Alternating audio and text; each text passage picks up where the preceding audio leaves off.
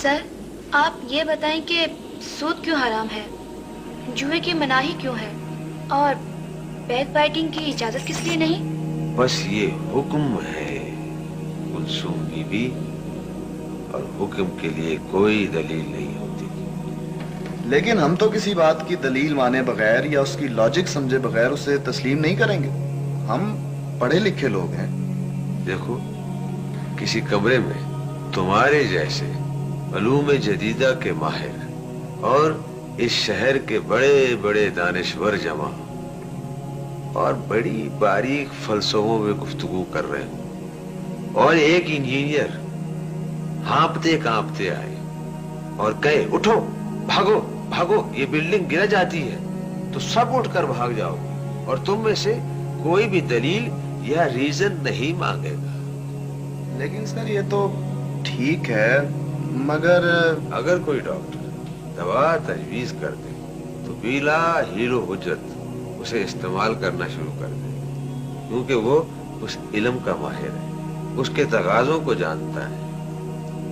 اور کوئی دین کا عالم کوئی بات بتائے تو 100 مسئلے نکالیں گے، 100 باریکیاں نکالیں گے، مسلسل اعتراض کرتے چلے جائیں گے۔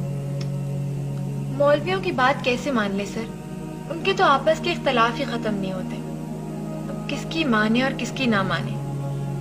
اتنی دیر میں یہی تو بات کر رہا تھا اور ہم پھر وہیں پہنچ گئے۔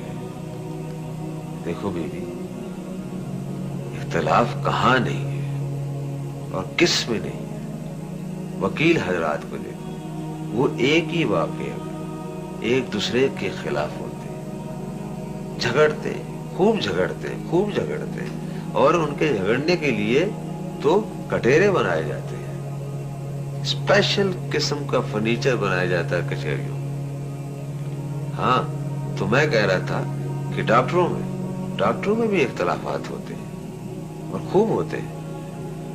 وہ یہی سوچتے رہتے ہیں کس کا علاج کرے اور کس کا نہ کرے، اور ان کے اختلافات کبھی ختم ہوتے ہی نہیں۔ یہ تو ہم نے کبھی سوچا ہی نہیں تھا سر۔ لیکن سر اس کی وجہ کیا ہے کہ ان کا جھگڑا اور اختلاف ہمیں اختلاف نہیں لگتا، اور ان کا لگتا ہے جو بڑی شدت کے ساتھ؟ ہاں، اس کی وجہ یہ ہے اپنا کلثوم، وجہ اس کی یہ ہے کلثوم بیوی کہ جو بات کسی کو کہنی ہوتی ہے اور اس کی ضرورت محسوس کی جاتی ہے، اس کے خلاف اور ناخلاف کی پرواہ نہیں کی جاتی۔ دین کی چونکہ پرواہ نہیں اور اس کی قدر نہیں، اسی لیے ہیلے بہانے تلاش کیے جاتے ہیں۔ شاید اس کی وجہ یہ ہو سر کہ جان اور مال چونکہ زیادہ عزیز ہوتے ہیں اور لوگ ان کے… شاباش، کلثوم تو بڑی سوچنے والی لڑکی ہے۔